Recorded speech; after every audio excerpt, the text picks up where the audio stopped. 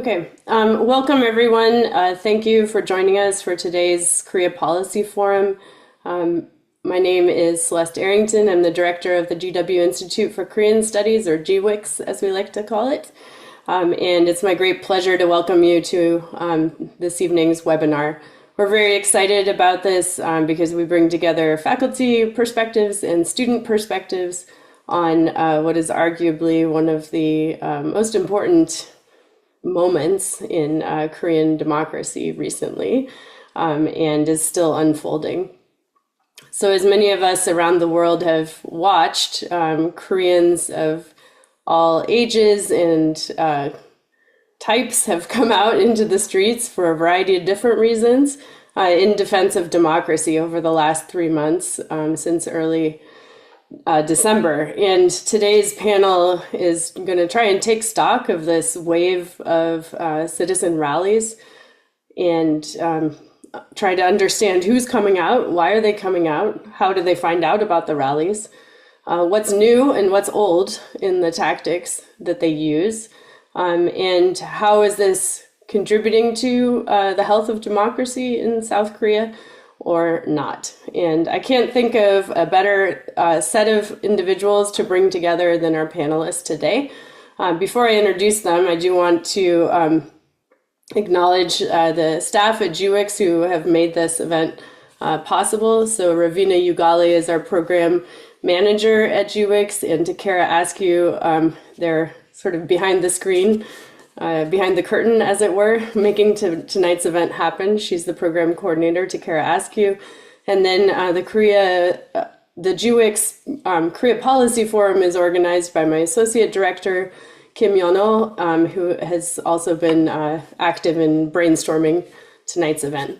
So I want to thank all of the GWICS staff, as well as our funder, the Korea Development Institute School of Public Policy and Management. So without further ado, let me introduce our panelists for this evening. We have, as I mentioned, faculty perspectives and student perspectives from the United States and from Korea. And that's part of why this time of the webinar makes so much sense. So our first speaker this evening is Judy Han. She's a feminist cultural geographer and assistant professor of gender studies at UCLA. And a frequent guest and friend of GWICS, I guess, over the years. So it's great to welcome you back. Thank you. She and her co-author, Jennifer Jihae Chun, have a new book out this year, which is called Against Abandonment, Repertoires of Solidarity in South Korean Protest. So definitely check that out.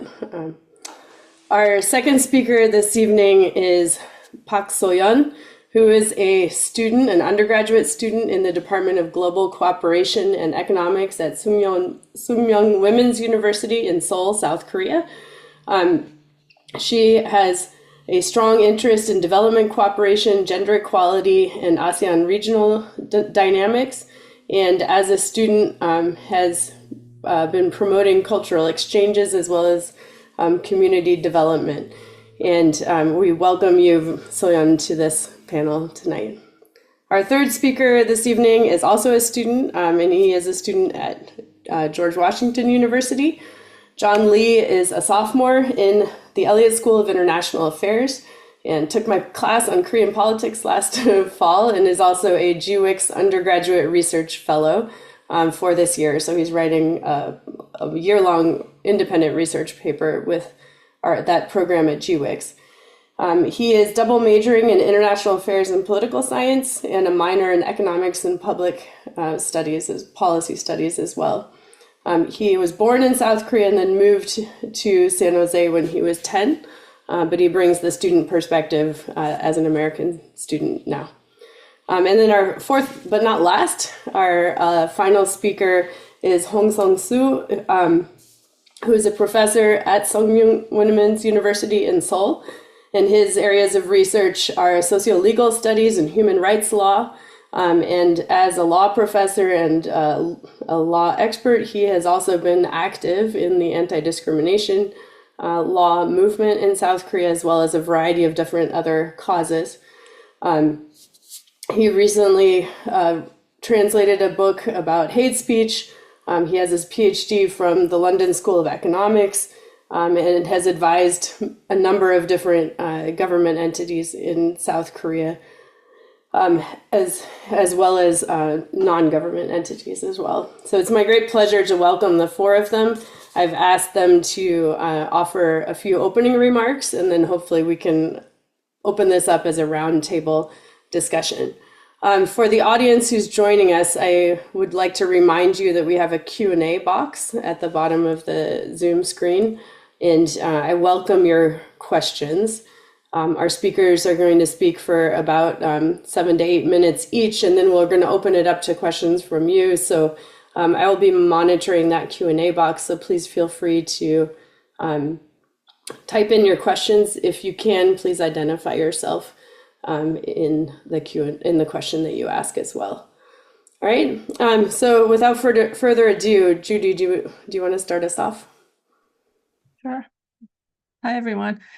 These webinars are always a little strange because I don't know who's out there. I can't see you, but I trust that you can at least see me.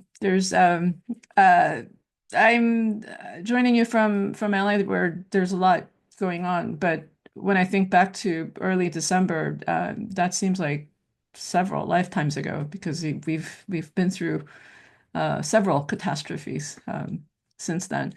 My partner and I had actually arrived in South Korea early morning on December 3rd, just a few hours after martial law was declared and then reversed. So it was amazing timing. As soon as we landed and turned on our phones, there was an explosion of texts and emails from friends in the US and Canada and other places throughout the world who were both incredulous at what was happening, but also concerned for our safety. So part of what we had planned for December was to wind down a little bit from a hectic quarter and conduct some preliminary research for anything but protests, because that had been our previous preoccupation in our research projects. So we thought we would do some preliminary research for new areas of inquiry. But then, of course, the entire month of December, we ended up spending keeping up with or trying to make sense of what was happening, the martial law, or the so-called self-coup crisis, and of course keeping up with the widespread protests that took place. In the book that Celeste mentioned, the forthcoming book Against Abandonment, my co-author Jennifer and I focused mostly on long-term struggles waged by precarious women workers who are fighting what many consider a losing battle. That involve a lot of pain and suffering, a lot of hardship, diminishing support, and decline in public attention over time. And yet they put their bodies and lives on the line, showing what it takes to resist being treated as disposable, and to fight injustice in whatever ways they can. And I want to remind everyone that many of these struggles are ongoing and they continue to take place as they have before, during, and way beyond the current crisis that we're faced with. In the interest of time, I want to make three fairly quick observations about this wave of protest, which in many ways I think resemble the previous candlelight protests of 2016, 17, but obviously there are also meaningful differences. Personally, I visited, witnessed, and participated in a number of protests in Yeouido. I sort of took a look in Gwanghwamun at some of the more conservative rallies in Seoul, as well as two Saturday rallies and marches in front of the Jeju City Hall, where I also spent some time. First of all, it was very, very cold. I think for those of you who are in the cold, wintry climate now, maybe you don't sympathize with folks coming from LA and discovering cold. I used to live in Toronto. I would like to think that I'm used to the cold, but It was extremely cold. It's still cold. So when I think about the French like sociologist, honorary geographer Henri Lefebvre, who wrote, quote, "It is by means of the body that space is perceived, lived, and produced." He was talking about the production of space, right? And how space is not a just an empty container or a neutral backdrop, but that it's constituted by human activities and power relations and historical processes. I don't think he was talking about being cold, but I think even he would agree that it was very cold. And part of the reason I mentioned this is because this all this attention on how participatory democracy takes place through kind of a collective control of urban space. We it may be easy, but maybe some of you don't ever forget. But I think a lot of times we do overlook some of the activities and supplies that are involved in staying warm, staying safe, with hats and scarves, of course, but the magical hand warmers that stay hot for hours, hot soup, and trucks, food trucks, and the survival thermal mylar like blankets, those foil blankets. The kind of physical, corporeal like experience of protest rallies also means that those who are not as fit or mobile or disabled or ill could not participate in the same way.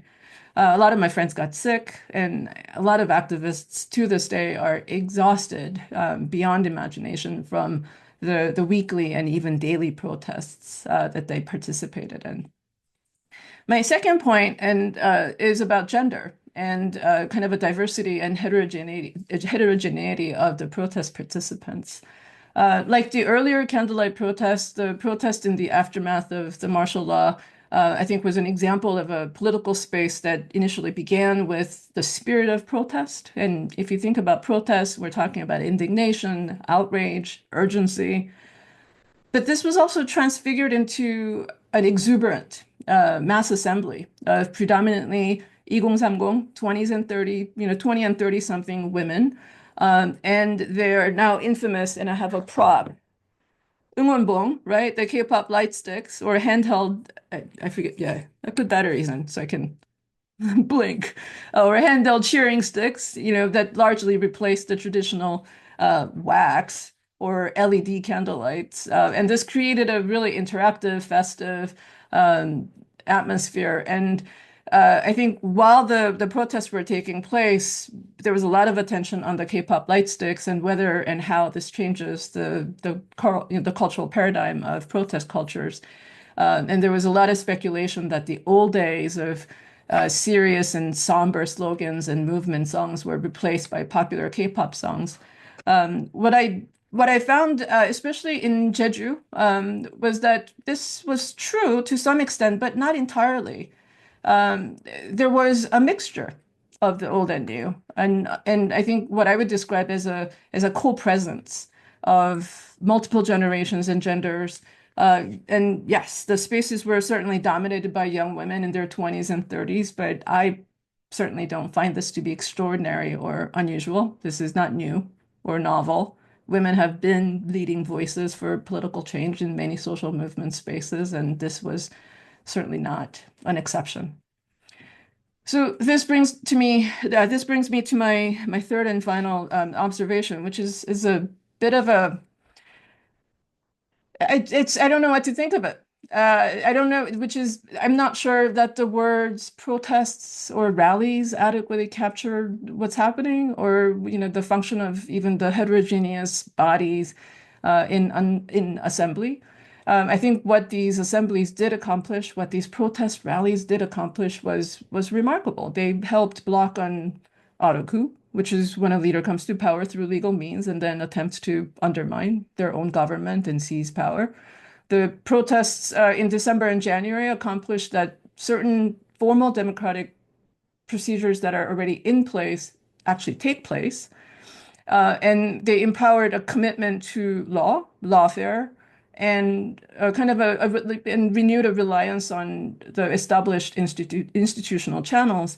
But beyond that, I think it is not at all certain what the outcome of these events will be. I think when I first accepted the invitation to this, I thought to myself, who knows what would have happened by the time the panel actually takes place? And a lot has taken place even in the last month. And I am bracing myself for all kinds of unexpected things to take place.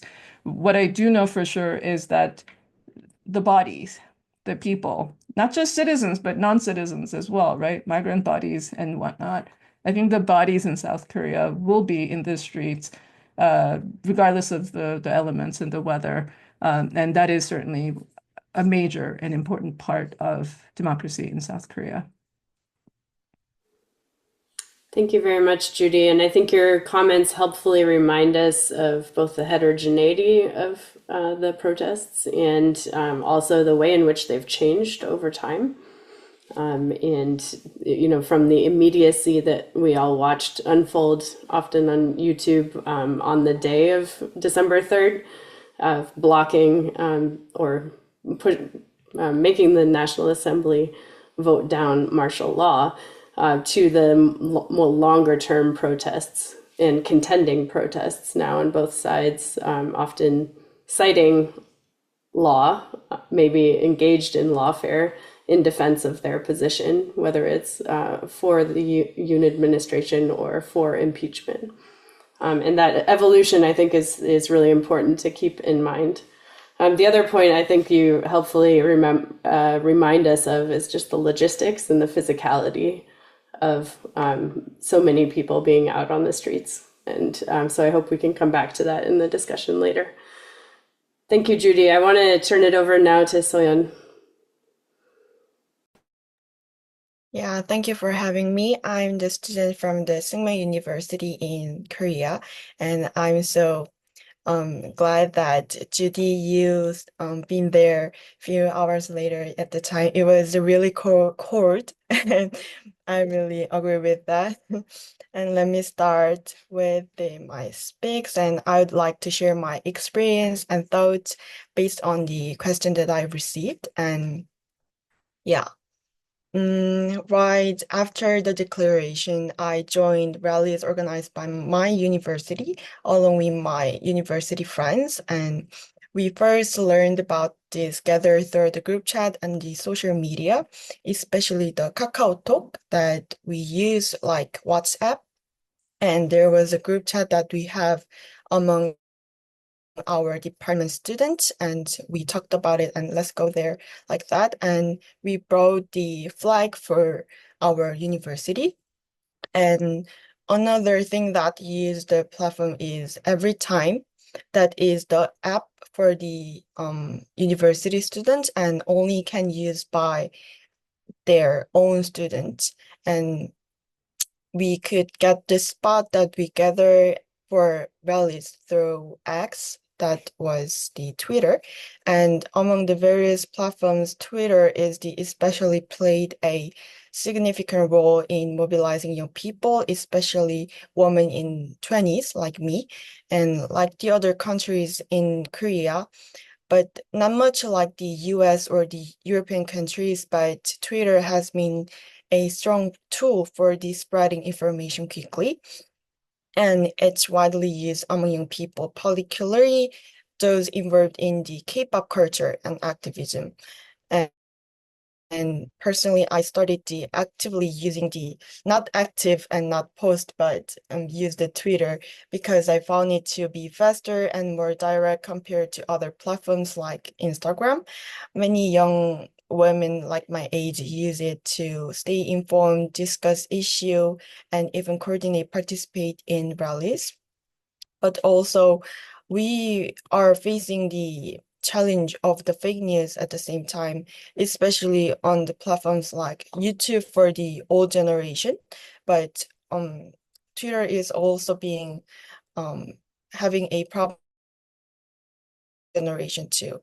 And when I asked the question, what aspect of the political crisis led students to mobilize? I also found myself reflecting it on it as well. And I believe it was because of the fear of the history repeating itself and the fear of oppression, the loss of the freedom and the sacrifices that come with it. And my friend and the people around us have experienced that pain firsthand. And so it felt natural for me to believe that such tragedies should never be happen again.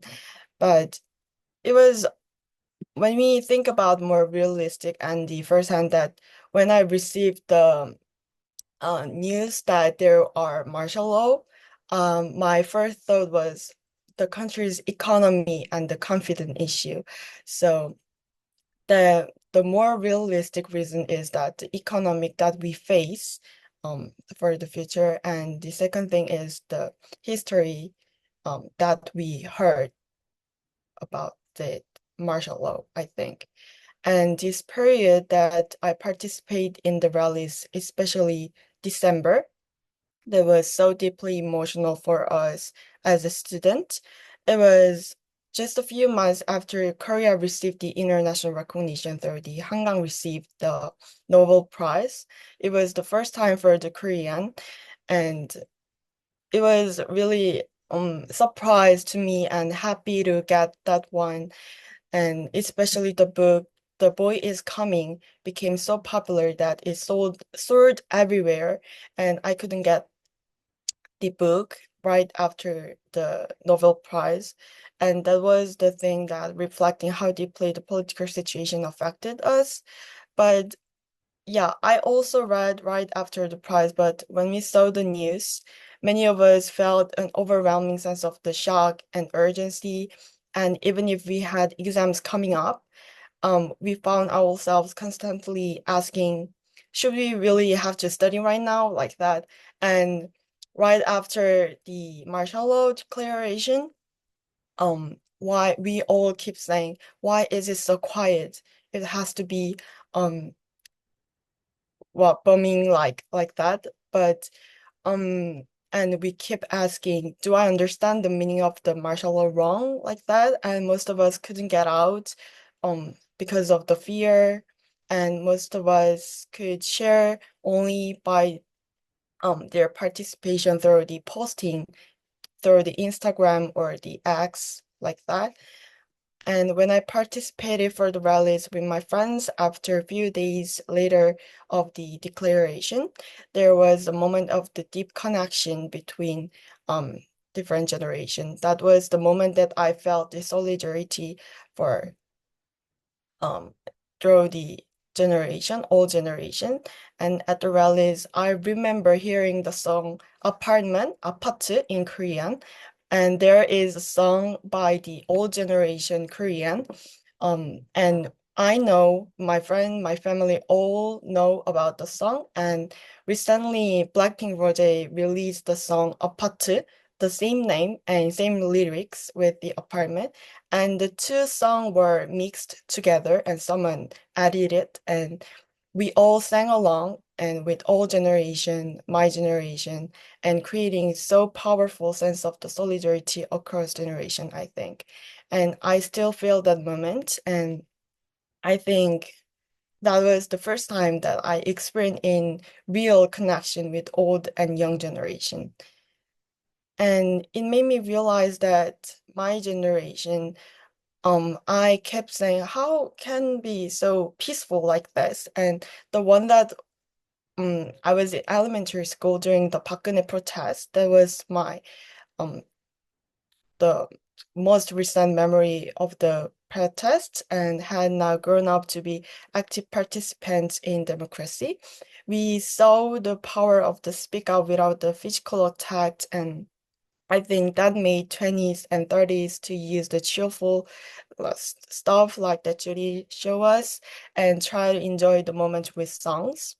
And so for more, I was so amazed and deeply moved to see the people prepaying food for the drinks and cafes and restaurants, allowing others to receive them for free by simply asking a specific word. And I had never seen anything like this before, as I'm even Korean, and people would share these prepaid orders on the Twitter and make it easy for others to find and claim them. And eventually an app was even developed to track and verify these orders. So someone leave the sanitary pad and hand warmers like that in public restroom, and this small, thoughtful acts of kindness were widely shared online, creating the culture of the mutual support. And yeah, that was really active in Twitter and other Instagram or something like that. So through these experiences, I realized the power of the youth activism and especially the social media in the modern political movement. And the international solidarity we felt at the rallies was truly moving. For me, it was very vividly remembered.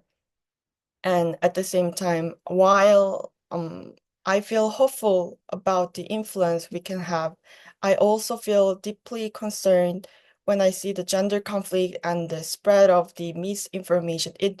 The misinformation is really serious problem, I think, as the old generation follow all of the information and young generation as well.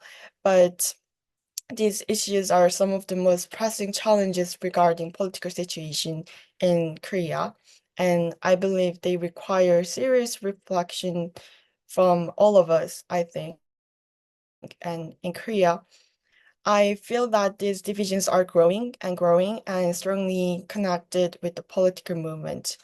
I hope these my speaks were helpful for you, and thank you for having me. Thank you very much, Soyeon. It was fascinating to hear the logistics of how students organized at your university, and also some of the reasons that you and your colleagues came out into the streets. I think also the emotional account that you gave of the solidarity building across generations is something that we've seen a little bit in the media, but it was touching to hear directly from you. And I think also back to Judy's point about the logistics of how to stage long-term protest over a long time in the cold was reinforced by your stories about the how people would send pre-order food or hot beverages in support of those who were out at the rallies. So I appreciate your remarks. Thank you. And hopefully we can get some more questions from the audience to ask more about your experiences in the rallies and how maybe your perceptions of them have changed across time. To go back again to Judy's point about the evolution of this citizen activism. I'm going to turn now over to John. Go ahead. Hello, my name is John, and thank you for having me. Uh, Unlike Professor Han or Soyeon during the declaration of martial law, I was in the US and I saw through the news. I woke up one day in the morning and then all over the news, it was covering how President Yoon declared a martial law. And personally, I was very surprised because during the time I was taking actually Professor Arrington's class about Korea and Korean politics. And recently I learned about the Korean history about martial law and military dictatorship, and I did not expect at all that it will happen in 2024. So I was very surprised, and as I turn on the Instagram where I um, where I talk with my friends on or where I see what people post, many people, like the Korean students in the US or just my Korean friends in Korea, they posted about the news and they're very mad about the situation.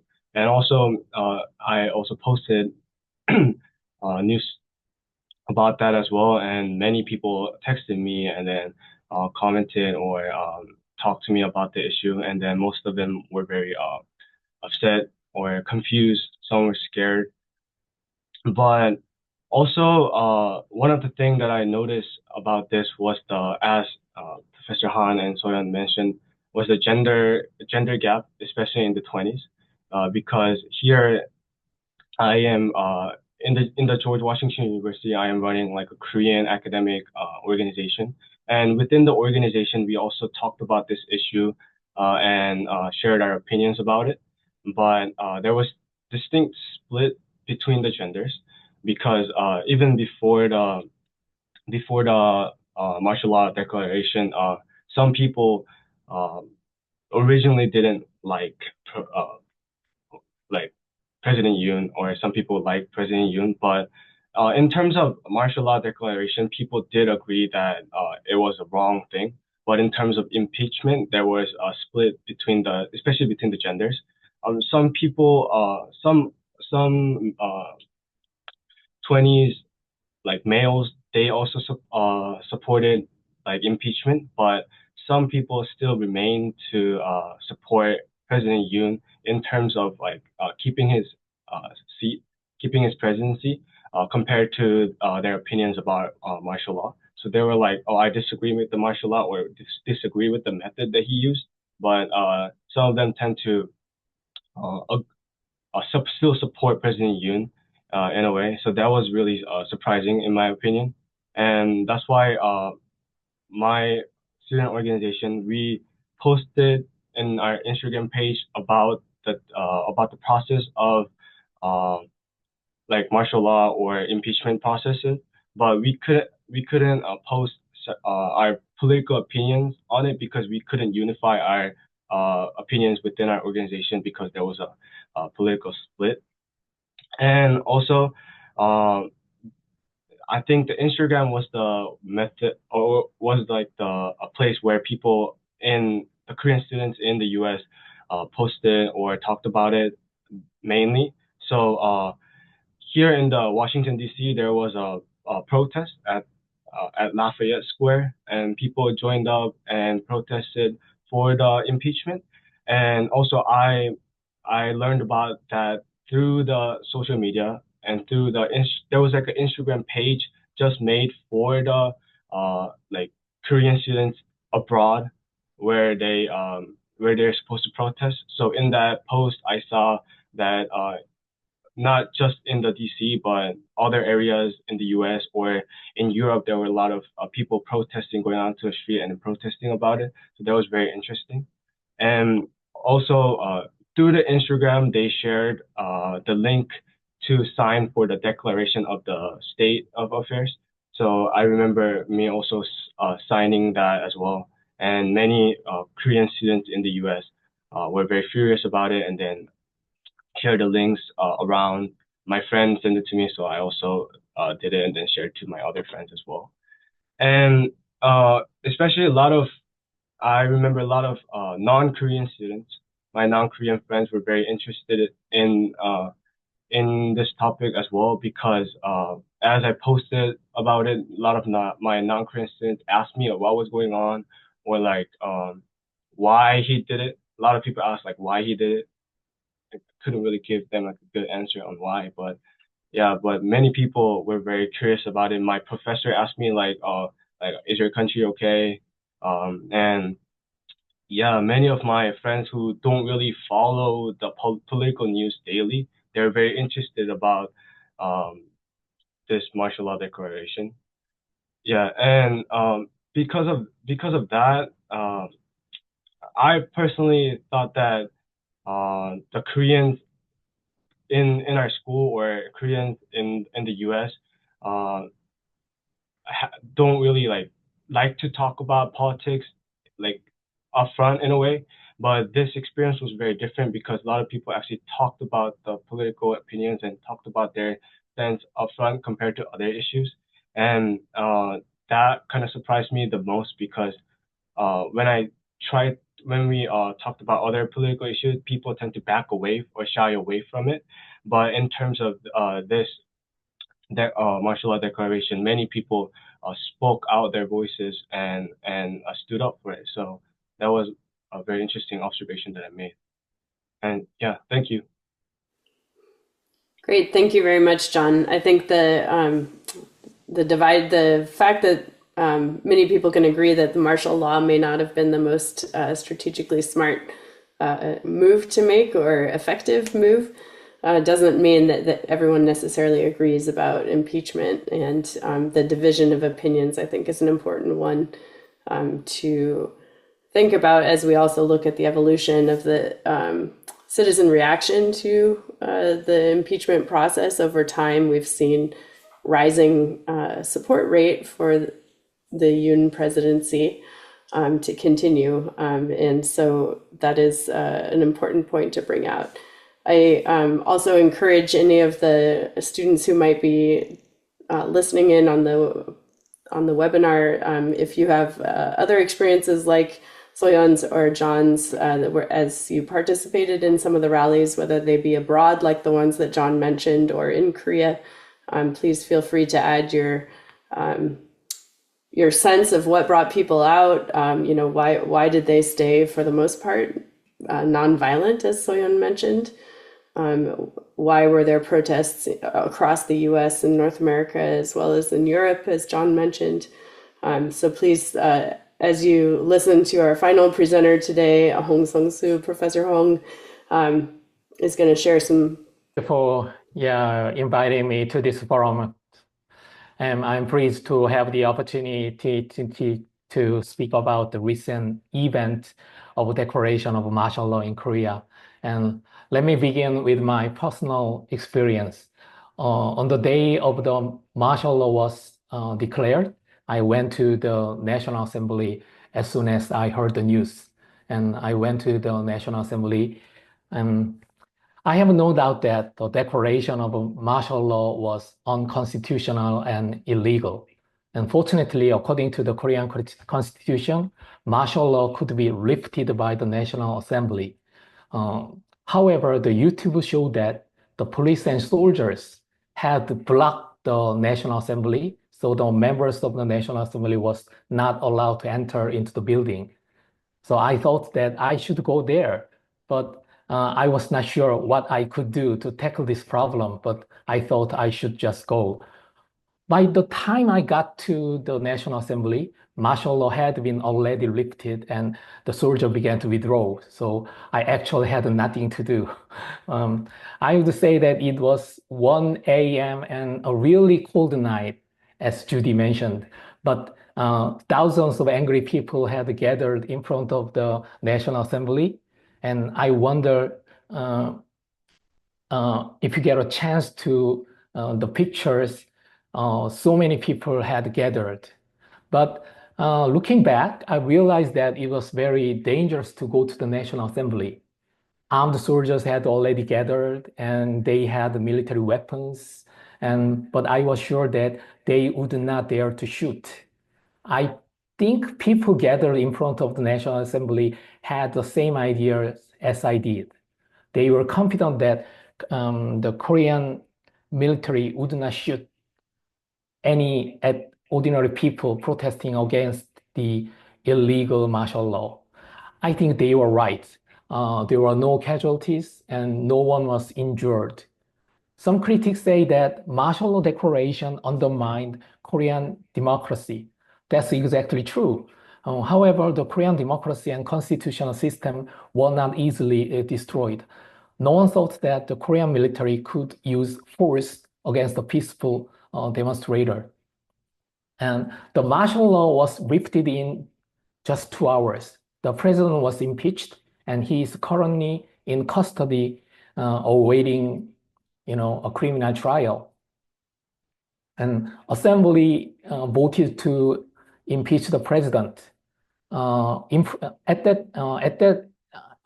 the day of impeachment, there were approximately 1 million people gathered, so that I failed to get near the National Assembly building. Instead, I was able to enjoy just a lot of K-pop music with cheering stick, as Judy showed.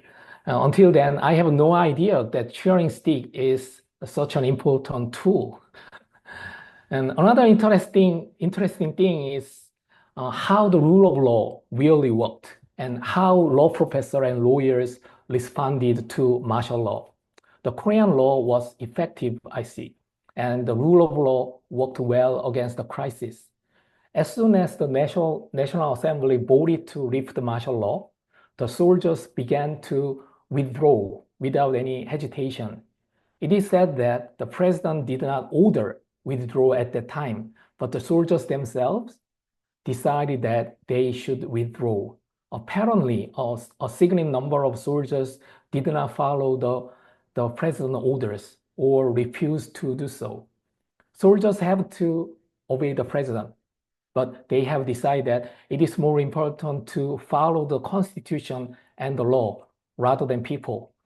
The rule of law is often compared to or contrasted with the rule of man. In this sense, the Korean democracy is based on the principle of the rule of law, not the rule of man. And on top of that, President Yoon Suk-yeol was arrested and is currently on trial. Rule of law is stated as no one is above the law. That's right, the president could not be above the law. And also, lawyers play an important role in enforcing the rule of law. Let me talk about the role of lawyers at this event. All Korean lawyers are legally required to join the Korean Bar Association. And this association issued a statement and saying, we support the impeachment of the president.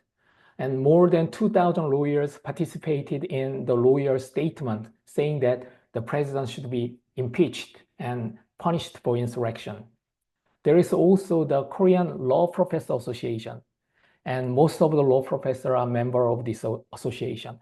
And this association released statement on martial law 4 times in a row.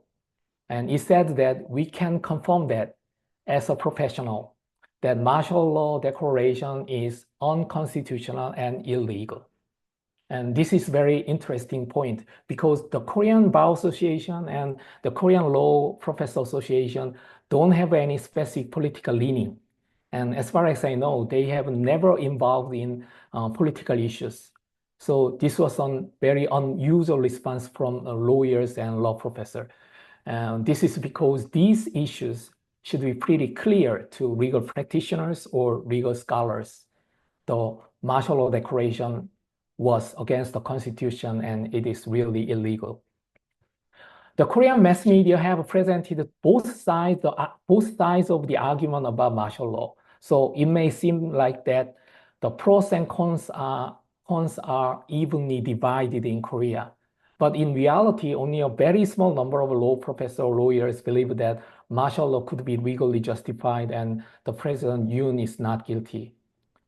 And some Koreans are now supporting President Yoon, and the ruling party, 국민의힘, insists that the president is innocent. Korea is now politically divided. But I do believe that from the legal point of view, it is clear. And this is why conservative organization of law professors and lawyers publish their opinions without any hesitation. There is no need to worry about impeachment or criminal trials. Even conservative lawyers agree that this case is unconstitutional and illegal. The President Yoon did not meet the legal requirement for declaring martial law and did not follow any legal procedure at all. And it is also clear that martial law put Korean democracy in critical situation. However, I truly believe that Korean people have been working hard to restore democracy as quickly as Koreans always do. The constitutional legal system and are doing great job dealing with the challenges posed by martial law.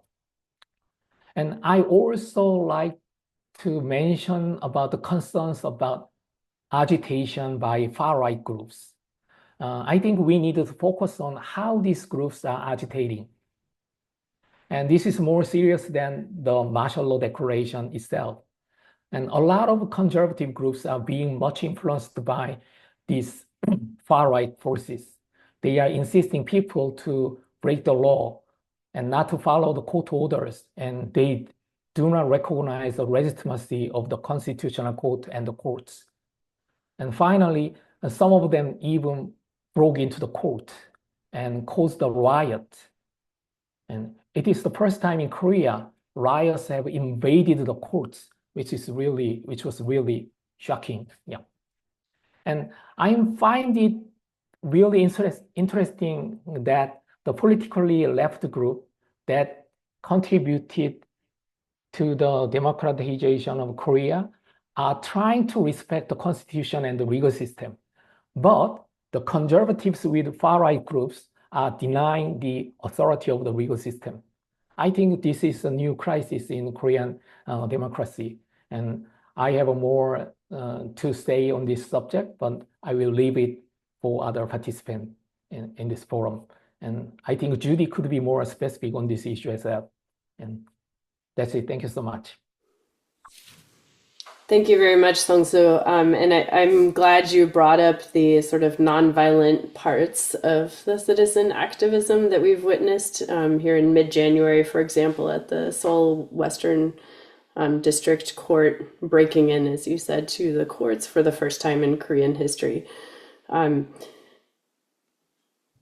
As the legal profession, I guess law professors and lawyers and judges and prosecutors respond to such violence, I'd be curious to hear, Sung-soo, how the judicial system is responding, and also to think about it from citizens' perspective. Justice is sometimes slow, and the judicial adjudication process takes time. So as we're waiting for the Constitutional Court proceedings to play out and the criminal case, numerous criminal cases to play out, how are the citizen rallies around and near the courts or elsewhere across Korea changing?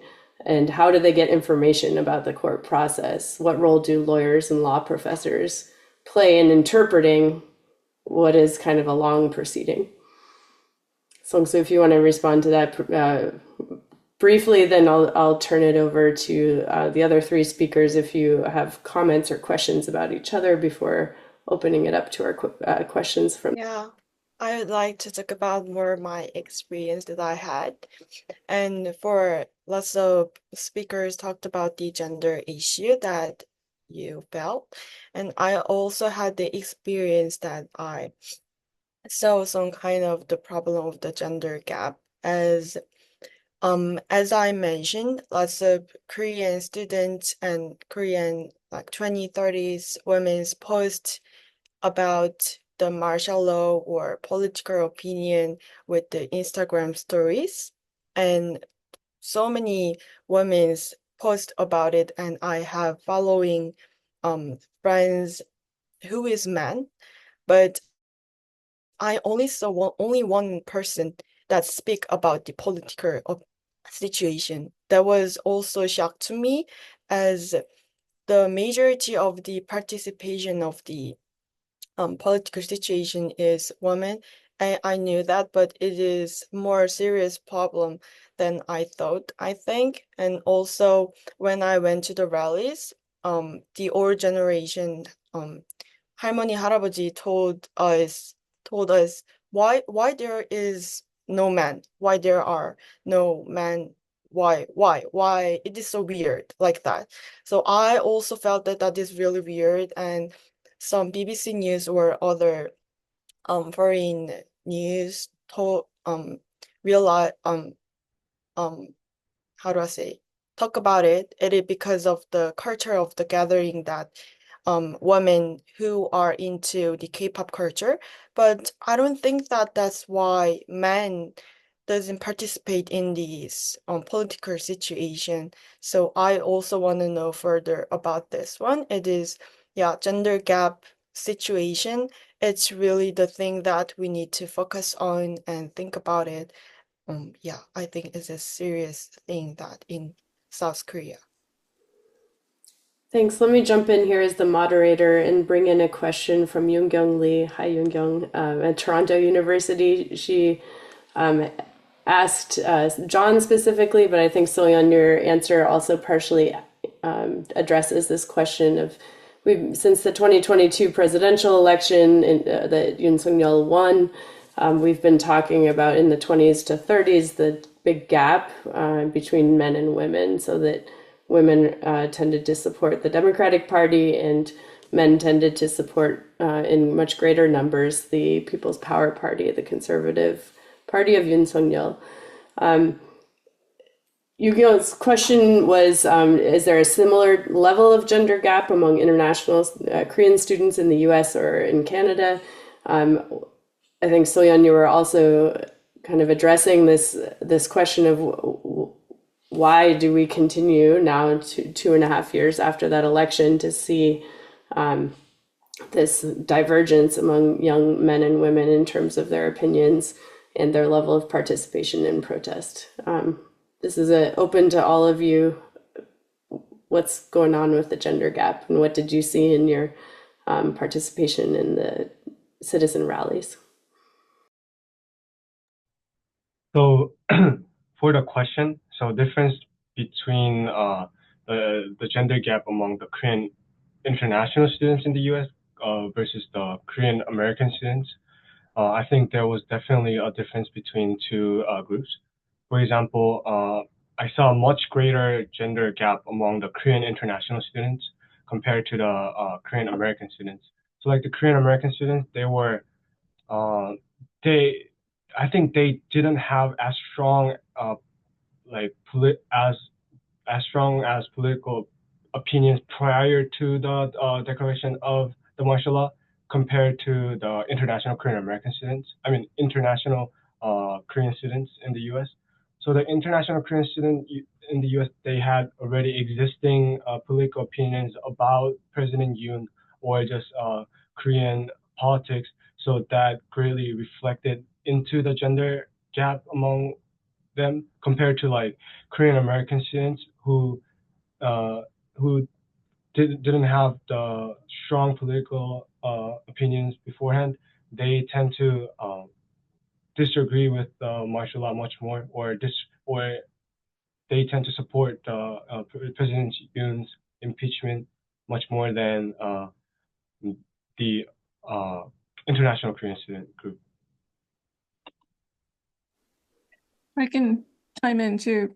This is I've been thinking a lot about this, and I think there's not a really easy answer as to I like either the cause or the solution to some of these patterns. But a couple of things I'd like to point out is that we have a tendency to fall into binaries in these conversations.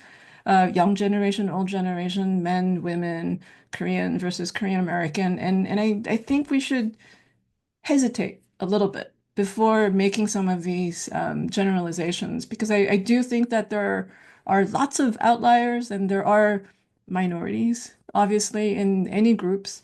I did see a lot of men in the political spaces that I was at. They were outnumbered by women, but I certainly don't want to discount the significance of young men who are very much participating in these political spaces too. So by pointing to or talking about young men, I don't want to all of a sudden go way across the political spectrum and focus only on the most right-wing, pro-Yoon, YouTube insurrectionists or something like that. That's not all there is, right? And I think part of what happens is when we start talking in terms of the gender binary, of course, we forget about queer and transgender leaders and activists and participants who played a really key role in a lot of these political formations this time around, especially this time around, really taking the stage and speaking openly and publicly about their identities and their backgrounds and their experiences, as well as their opinions. And they've been really powerful in moving even somewhat unlikely organizations like the Korean Metal Workers Union, who have really embraced, queer and transgender voices in a lot of their political platforms. So a lot of things are shifting. There's a lot of transformation taking place. So I would just remind folks to just, these binaries. They're important analytical tools, but I wouldn't want to get stuck in those frames. Thanks, Judy. I think that's a really important reminder. I think your comment also draws attention to sort of the organizations behind these citizen rallies, which seem very spontaneous, but of course, renting a jumbotron or producing the flyers or getting the permits requires Who's some buying all that? organizational. Yeah, who's buying all that, odang, and who's distributing them? And it's the cafeteria workers union who are, in Jeju I saw who were handing out cups with, hot soup. And there are a lot of unions and in conversations with folks in Seoul especially. They were saying that KC2, for instance, which might have first, some folks might have associated KCTU with rather old guard and kind of militant unionism. They were able to really, I think, win over a lot of new fans this time around, partly because of the infrastructural support and organizational support that they've been able to mobilize. And forging new alliances, I think you're suggesting, across unlikely allies. Song-soo, did you want to add anything to this discussion about either the avoiding binaries or what the organizational support looked like behind the rallies? Yeah. Is it okay if I reply to the questions by Sure, I can also. yeah, By who? Kyung-soo Lee? Yes, I was going to ask that one as well. I think so. Kyung-soo Lee asks on December 3rd, when I first saw martial law declared, an overwhelming majority regarded impeachment as inevitable, but it seems that public opinion on impeachment has shifted over the last few months. And I sort of alluded to this at the beginning of the the webinar tonight. So why is now about half of the population not supporting impeachment, especially given, I think, Song-soo, you talked about how the martial law seemed so clearly, in your opinion, to be unconstitutional. Yes. The illegal use of martial law created a political situation, a political landscape that was not good for the ruling party. And the ruling party is trying to overcome this situation by joining forces with the far-right groups. And the ruling party is spreading fake news and denying the constitutional system and refusing execution of court orders. And President Yoon and his legal teams are more interested in political agitation rather than winning the trial. And it looks like that they think that extreme political polarization is going to create political landscape that is really good for them.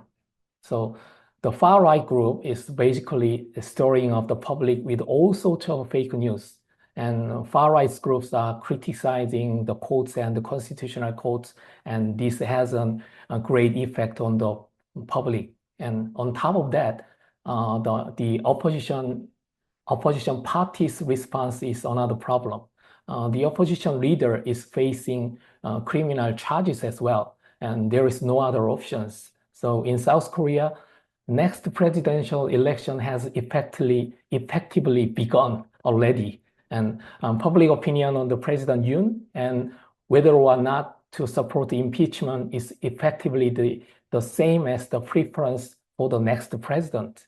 So that's why the half the population is now supporting Yoon. They are not supporting Yoon, rather they are not supporting the leader of opposition party. I do think that. Yeah, I think that's an important sort of conflation of two issues. Now, as we head towards a likely presidential election, the leader of the Democratic Party is not a paragon of lawfulness, I guess, if you will. Very diplomatic. Any other reactions on this point before Linda Lee and Michael Osborne have a question that I think the Song-soo's point about raises in comparison to the US. But first, any of the rest of you want to offer comments about why we see increasing public support for Yoon? Can I hop on? Yeah, so as Song-soo said, I think the People's Party or Yoon Suk-yeol tried its best to frame it so it becomes a discussion whether you prefer Lee Jae-myung, the opposition leader, or Yoon Suk-yeol. So so the discussion about whether you support or you support impeachment or not supposed to be about the declaration of the martial law, but they framed it so it becomes which person do you prefer more? So they blurred the core aspects of it.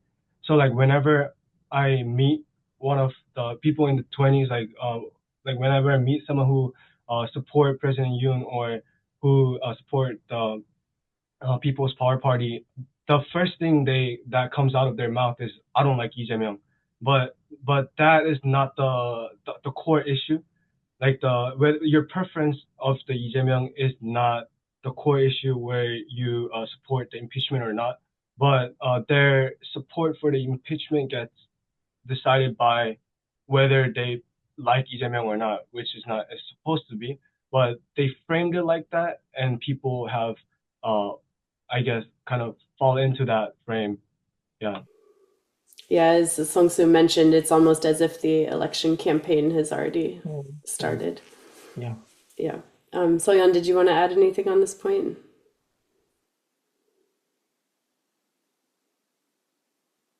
Okay.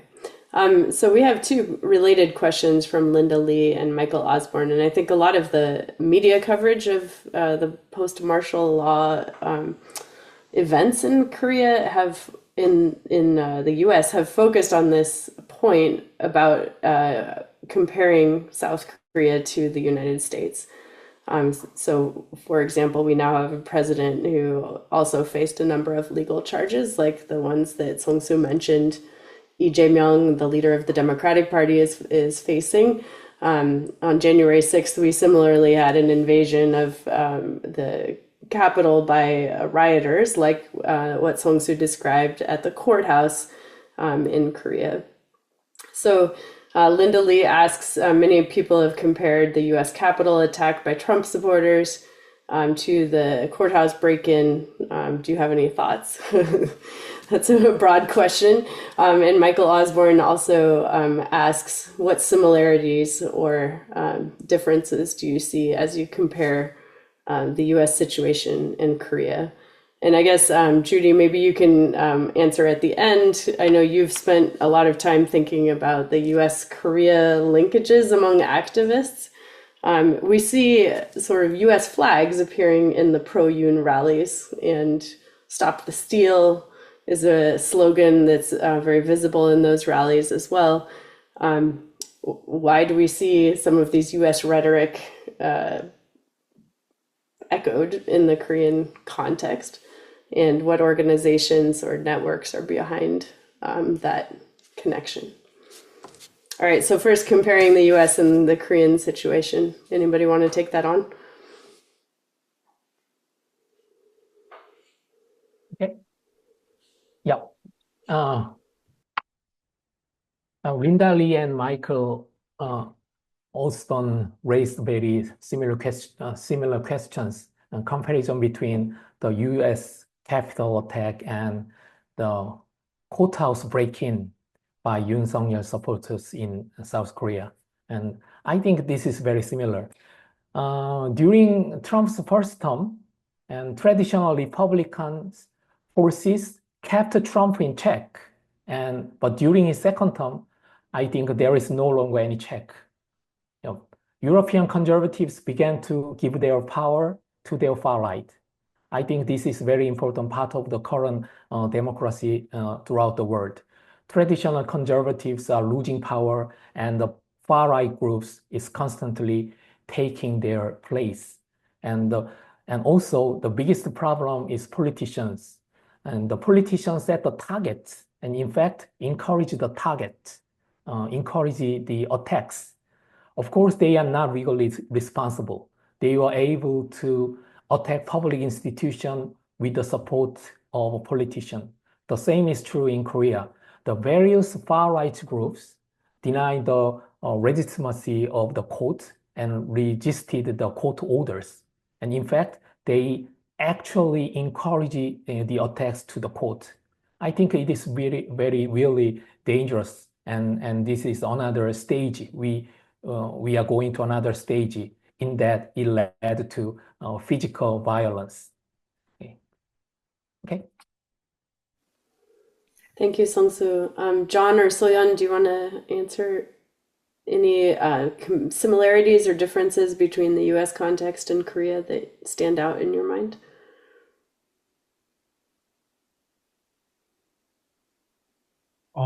For me, I think one of the main difference or similarity and difference was that in both the breaking into the court for the Korean side and the January 6th for the American, it was the goal was to go against the legal means, so it had to be violent compared to the pro-impeachment protest in Korea that was much more peaceful, was because the goal of the protest was to build like the public pressure for impeachment through the legal means.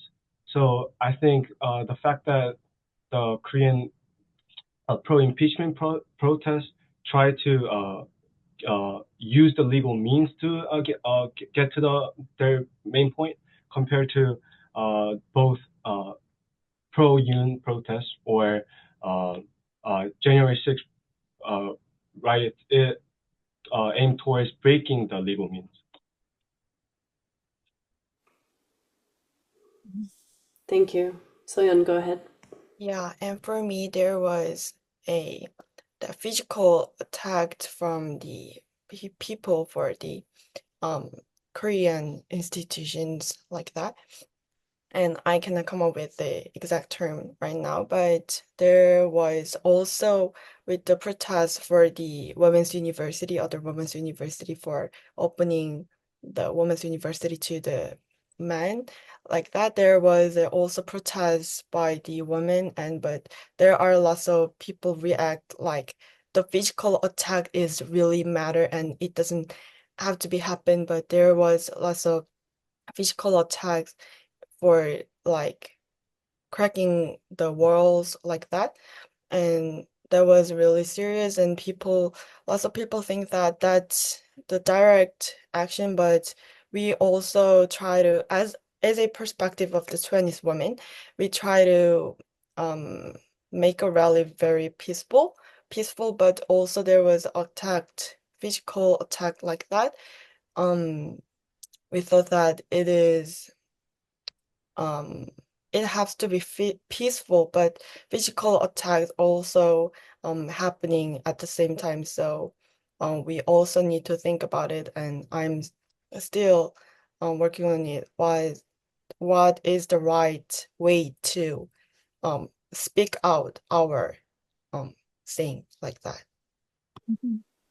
Thank you. Judy, did you want to add something here? I have so much to say. This is really painful. It's just mind-boggling. Just the similarities between the U.S. and South Korea. We can talk for a long time. Hi, Linda. Obviously there are really remarkable similarities between the attack on the Capitol and the break-in of the National Assembly. I mean, we're not talking, these are, first of all, that's not protest. That's not what we're talking about when we say protest. These are attacks. They were violent, and also there were attacks against persons. There were injuries. In the case of the United States, there were deaths. And I think the part that pains me is that in the aftermath, after the protests against these acts of violences, after folks were held accountable and criminally convicted, that in the case of the United States, for instance, that they can be pardoned, that people get away with breaking the law.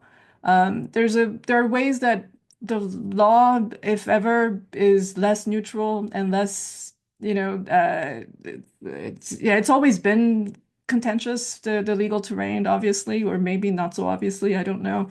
But I think even more so now that I think the law and the legal establishments are being weaponized. to serve political purposes. And I see that taking place in the United States, for instance, where we can't take the law at face value or for granted, because depending on who's in power, the laws will bend to serve their needs. That seems to be the lesson that Trump is showing Yoon Suk-yeol. This is really disturbing and really scary. And I think possibly the least empowering and most worrisome pattern would be that the protesters, the social movement activists, would sit on the sideline and let lawyers take care of everything.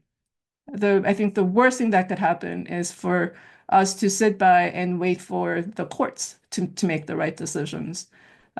Because I think the history, as they're unfolding, I think what we're being shown right now is that this is all a terrain of struggle.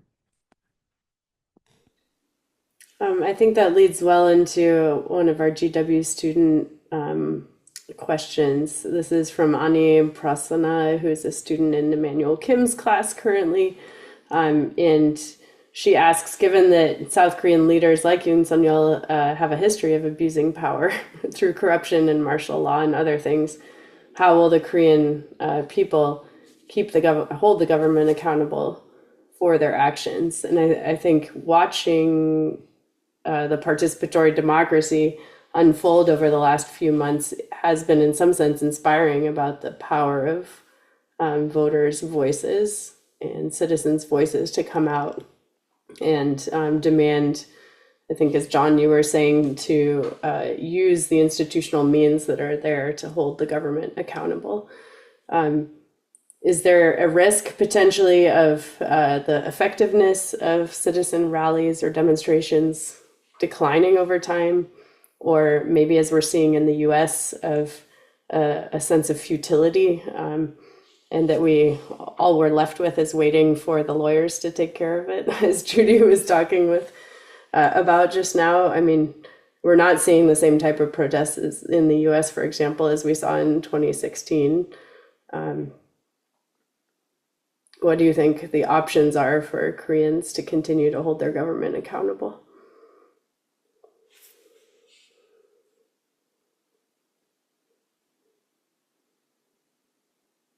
Anyone want to take this on? Oh, I Go think ahead, this is John. a very difficult question in a way, because to be completely honest, I don't feel that much optimistic about this issue, because as Judy briefly mentioned, I think Trump have kind of shown to the world leaders that, or shown, like, set like a bad example to like the world leaders, that you can get away with things through framing or through spreading misinformations, or just disobeying to like some of the legal means, because for example, I think one of the biggest problem that is happening in the Korea after the impeachment was the spread of misinformation, and then the spread of misinformation, it kind of led to the changes in the political opinions of a lot of people in Korea, and the fact that so many young generation, even very like 20s and 30s, or even teenagers, the fact that they are so influenced by those misinformation that are happening around the internet. Not just the older generation, but even the young generation. They're very affected by it. So to be honest, I don't know if I feel very optimistic about this issue. Yeah. So you also mentioned the prevalence of misinformation. Do you have something to add here? Yeah, I really agree with your saying. John's side. And old generation and young generation, as I mentioned, old generation, even my grandmother is using YouTube shorts like that, and she thinks that all the information in the YouTube or the thing is real, and don't think that it would be a fake. And I keep saying her, and it can be not true like that. And grandmother showed me, and I think it's not true. But me and my friends are influenced a lot by the fake news, I think. Yeah, is the problem with old generation, young generation at the same time. I also don't know what we have to do, and it's too much information nowadays and influence a lot for the political information. I'm the one who made the political opinion by other people's opinion and the information that I got from the internet. So yeah, it's the thing that we definitely focus on, keep eyes on it, I think. Thank you.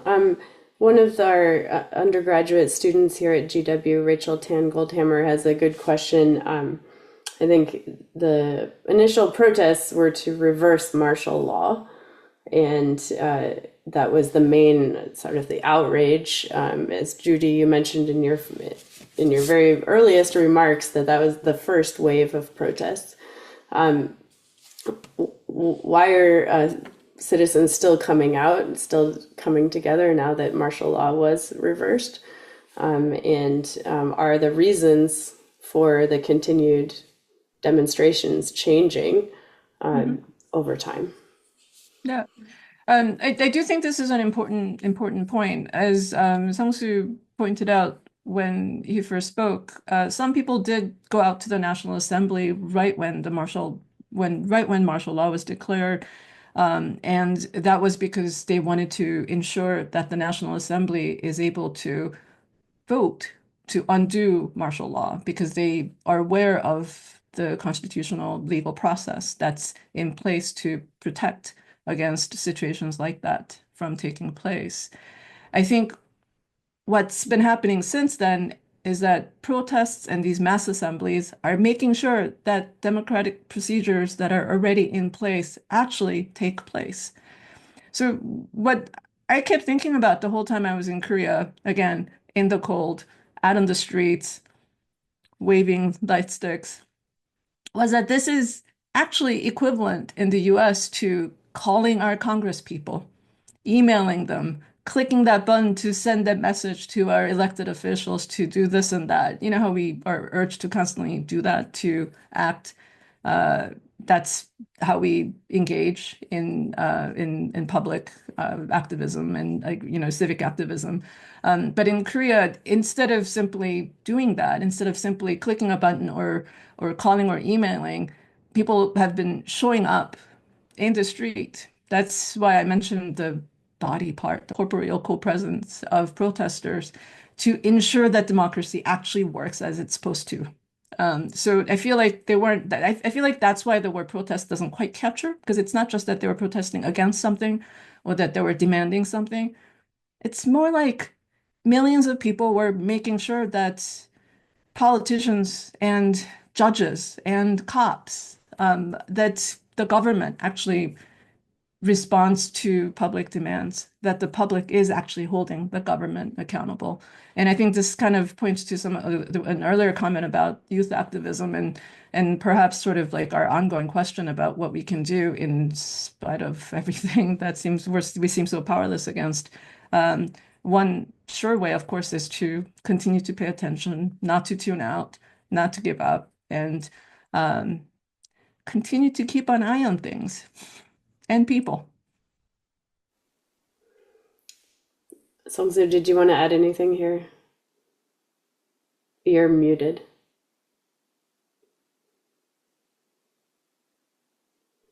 Yes, I want to talk about more about anti-Chinese sentiment and hate against LGBT. This question was raised by someone. And the far-right extremists that have emerged this time are on the same line as the previous homophobic forces. And when I went to the National Assembly, I saw a lot of rainbow flags. And LGBT groups are one of the groups that are actually actively participating in this protest. As Judy mentioned, some of the forces supporting Yoon Suk-yeol are the same forces that have attacked the minority, such as LGBT, refugees, and migrants and women. And far-right forces around the world have used the same strategy. They try to simplify the problems and create an enemy. And inside that, the problem will be solved once the enemy is gone. But the real problem was not that. The same is true for Chinese as well in Korea. It is true that some Koreans have a hatred for China, and far-right groups have used it to make the Chinese enemies and incite the opposition to cooperate with China and Chinese people. And if we do not properly deal with this current martial law situation, it will eventually lead to attacks on minorities such as LGBT and Chinese and any other minority groups. I think that is why women and LGBT groups are actively participating in this rally and protest. Thanks, Song-Soo. Our freshman GW student Irene Kim has been raising these points in the Q&A box as well. And she asked sort of what role Christian nationalist ideas or Judy, you've also talked about connections between, say, conservative Christian churches in the US and in Korea in some of your earlier work on anti-LGBT protests. So what is the motivation, I guess, for the pro-Yoon supporters to have US flags or to use some of the US language? And are these some of the same characters, same organizations, same people that Song-Soo mentioned came out earlier against LGBT individuals, against the gay pride parades, or against asylum seekers? Yeah, and Irene specifically mentioned a pastor named Jeon Kwang-hoon, who is notorious. He's been around for a while, making all kinds of trouble against LGBTQ folks, and now he's in the middle of things involving Yoon Suk-yeol. It's the kind of evangelical geopolitics and the ties between South Korea and the US and the kinds of like conservative evangelical Christian formations. We can talk for a week or a month even about the details. But a colleague recently wrote a book that part of the argument around this kind of right-wing politics, she argues, Shirin Razak, who's in the gender studies department, part of her argument is that nothing has to make sense. This kind of rhetoric, it actually doesn't have to make sense. It's sort of what Song-Soo is saying too, this kind of creating an other, creating a bogeyman, creating an internal or external, creating this sort of enemy figure, targeting and creating and fomenting hatred, all these things. There are going to be convergences and divergences. There are going to be overlapping histories that led to it. And at some point, trying to make sense of all of that, we will just lose our minds. I think I'm satisfied with the answer that there are historical entanglements that have tied these countries, that have tied South Korea and US together, whether that's a geopolitical alliance or the kinds of like religious alliances. And this will continue to play a major role in whatever politics happen. Yeah. Maybe you can make sense of it. I've given up. It doesn't have, yeah. No, but I think you definitely see in this really divided moment in South Korean politics. I saw a recent survey, 92% of Koreans are concerned about political conflict in society. I was like surprised it wasn't 99%. But that, one side calls the other pro-North Koreans or communist. And there's no middle ground. Song-Soo, you want to have the last word before we close it out today? Yeah, I have short comments on the American flag. The far-right group tended to right the strong, and they hate the weak. For them, the United States is the strong country that have protected Korea. That is why they come out with the American flag. That's my short comment. So maybe it does make sense, Judy.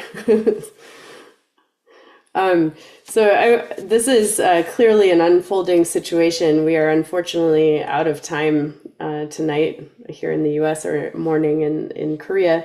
But I do want to thank our four panelists for their thoughtful and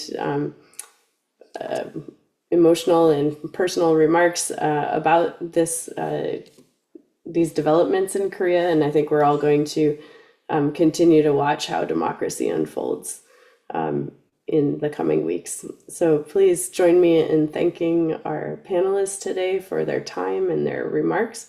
I hope we do more student plus faculty discussions. It was very productive and interesting. So thank you very much. And thank you to all of our audience for joining us today.